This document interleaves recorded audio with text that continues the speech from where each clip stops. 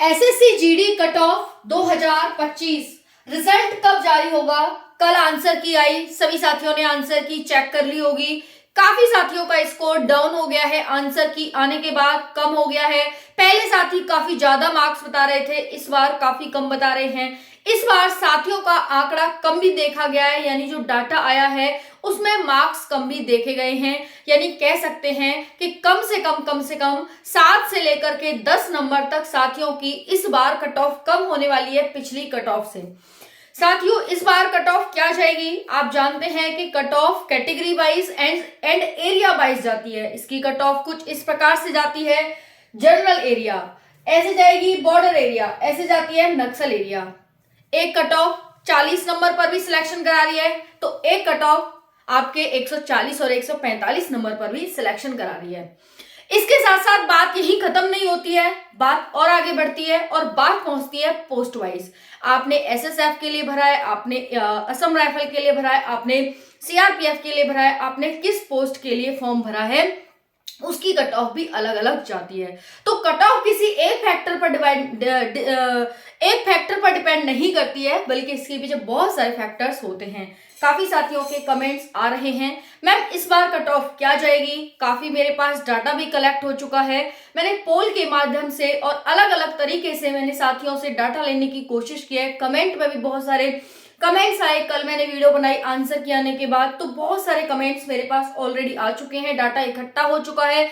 अब मैं आप सभी को बताती हूँ कि इस बार की कट ऑफ क्या रहने वाली है, एरिया वाइज, कैटेगरी वाइज और उसके साथ साथ पोस्ट वाइज। ठीक है, देखिए कट ऑफ इसकी ज्यादा नहीं लेकिन फिर भी ठीक ठाक चली जाती है। आप सभी को पता होगा 145, 146, 147 ऐसे इसकी कट ऑफ जाती है। ओके, चलिए बात करते हैं एवरेज मार्क्स। आप सभी का एग्जाम 4 फरवरी से 25 फरवरी तक चला, बहुत ही शांतिपूर्वक अच्छे तरीके से आपका एग्जाम चला और उसके बाद साथियों यहाँ पर आपकी आंसर की कल जारी हो गई। अब बात आती है एवरेज मार्क्स की। साथियों, जो आपके ऑल शिफ्ट का एवरेज मार्क्स निकला है वो निकला है 90 से 110 के बीच में।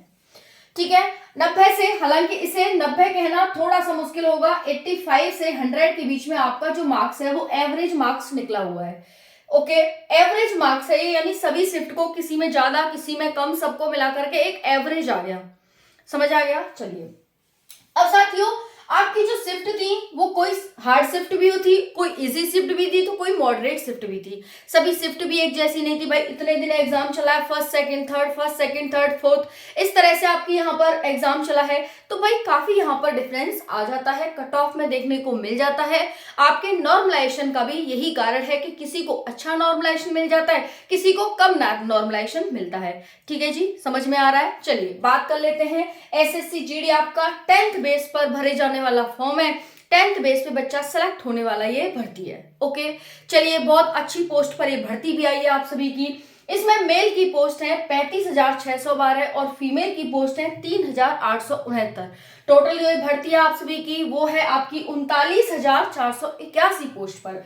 39,481 पोस्ट, हर साल भर्ती का आना लगभग किसी में 40, किसी में 50, किसी में 35, किसी में 39, इस तरह से पोस्ट का आना अपने आप में एक बहुत बड़ी बात है और बहुत खुशी की बात है कि ये भर्ती हर साल आ रही है एसएससी जीडी की। हर साल यहाँ पर हजारों बच्चों को, यानी 40-50 हजार बच्चों को हर साल रोजगार दे रही है। बात करते हैं, आज आप सभी ने देखा होगा ग्रुप डी की भी जो ग्रुप डी है उसके एग्जाम की डेट भी यहाँ पर आ गई है ना? देख ली होगी आप सभी ने। हालांकि उसकी रियलिटी का भी पता नहीं है क्योंकि वो वेबसाइट पर उपलब्ध नहीं है वो जो नोटिस है। ओके, बाकी जैसे ही आएगा मैं आपको बताऊंगी। आज अब हम बात करने वाले हैं 4 फरवरी से 25 फरवरी तक 2025 में अलग अलग शिफ्ट में अलग अलग दिन आप सभी का एग्जाम हुआ। जनरल एरिया, बॉर्डर एरिया, नक्सल एरिया से यहाँ बच्चे भाई सबने पेपर दिया है कि नहीं?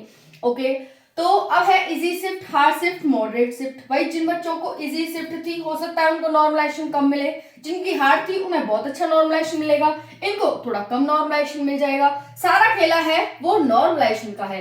भाई खेल कौन खेलेगा? नॉर्मलाइजेशन, है ना? और खेल उसी के साथ खेला जाएगा जो खिलाड़ी बेहतरीन होगा। समझ में आ रहा है? चलिए देख लेते हैं। आंसर की जारी हो गई, सभी ने आंसर की चेक कर ली होगी। साथियों, जिन्होंने भी आंसर की चेक नहीं की है जरूर से जरूर करिएगा अपनी आंसर की चेक। उसके बाद आपका जो भी रॉ स्कोर आ रहा है वो मुझे कमेंट सेक्शन में जरूर बताइएगा। 1/8 की नेगेटिव मार्किंग थी, नेगेटिव मार्किंग भी यहाँ पर इस बार कम हो गई थी। 1/4 से पहले 1/4 होती थी, लेकिन इस बार 1/8 हो गई थी। यानी अगर आप 8 क्वेश्चन गलत करते हैं तब आपका एक क्वेश्चन काटा जाएगा, है ना। इसका मैंने बहुत अच्छे से बता दिया था। रिपीटेशन में कोई वो नहीं है कि भाई बार बार एक चीज को रिपीट करो। अगर आपने कल की वीडियो नहीं देखी तो आप कल की वीडियो देख लेना।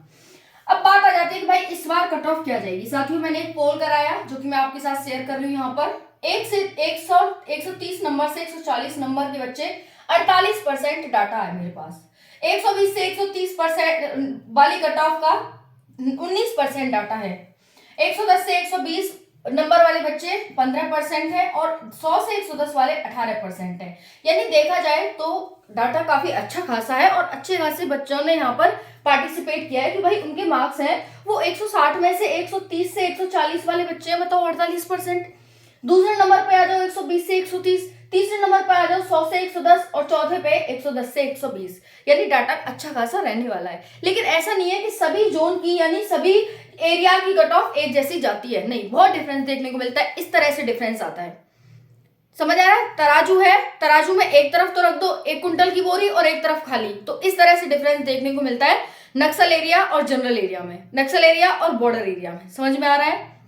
चलिए, तो ये सारी चीजें आपको समझ आती होंगी। बात करें जनरल की, ईडब्ल्यूएस, ओबीसी, एससी, एसटी की, जनरल एरिया, बॉर्डर एरिया, नक्सल एरिया की, तो साथियों आपको ही ये टेबल भरनी है। किस तरह से यहाँ पर किस बच्चे के कितने मार्क्स बन रहे हैं कमेंट सेक्शन में जरूर बताइएगा। कौन कौन बच्चा जनरल एरिया से है, किस कैटेगरी से और उसके कितने मार्क्स बन रहे हैं। मैं आप सभी के कमेंट्स का इंतजार करूंगी, आप सभी के डाटा का इंतजार करूंगी, जिससे कि आपको एक सटीक कट ऑफ, सटीक डाटा मिल सके। बाकी यहाँ पर साथियों बॉर्डर एरिया और नक्सल एरिया वाले जितने भी बच्चे हैं, एससी एसटी, भाई बहुत कम कट ऑफ 35-40 नंबर पर यहाँ पर सिलेक्शन हो जाता है नक्सल और बॉर्डर एरिया वाले बच्चों का। समझ में आ रहा है आप सभी को। बाकी एक बार आप मुझे जरूर से जरूर नंबर बताइएगा, जिससे कि मैं आपकी कट ऑफ बता सकूं, जिससे कि आपको एक आइडिया लग सके, क्योंकि आपको भी आगे तैयारी करनी है। इसकी तैयारी करें कि अगर नंबर आ रहा हो तो इसकी तैयारी करें, नहीं आ रहा हो तो उसकी तैयारी करें, क्योंकि सिलेक्शन तो सिर्फ 39,481 बच्चों का ही होगा। कड़वा सच है, लेकिन साथियों सच है और सच बताने का ही मेरा आपको कर्तव्य है। ये नहीं है कि भाई सच ना बताऊं और अच्छी अच्छी चुपड़ी चुपड़ी बातें करूं, आपका नुकसान हो जाए, उसमें मेरा कोई भी फायदा नहीं है। आपका नुकसान मेरा नुकसान, आपका फायदा मेरा फायदा। तो अगर आपका फायदा होगा तो ही मैं आपको फायदे की बात बताऊंगी, नहीं होगा तो मैं फालतू की बात बताकर आपका नुकसान नहीं करूंगी। समझ में आ गया, ठीक है साथियों। तो यहाँ पर यही है, इस डाटा को जरूर भरिएगा, इस टेबल को। अगर आप जनरल एरिया से हैं तो यहाँ पर बताइएगा मुझे कि जनरल एरिया से हमारे इतने मार्क्स हैं इस कैटेगरी से।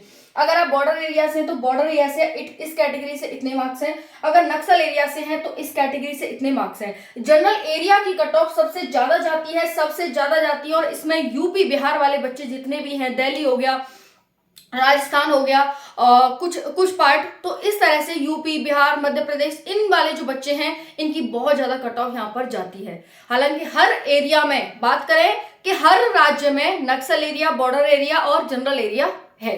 ओके, तो मैं बस यही कहूंगी कि आपको ये टेबल भरनी है। सो समय प्लीज प्लीज प्लीज जरूर से बताइएगा अपने मार्क्स। थैंक यू, जय हिंद।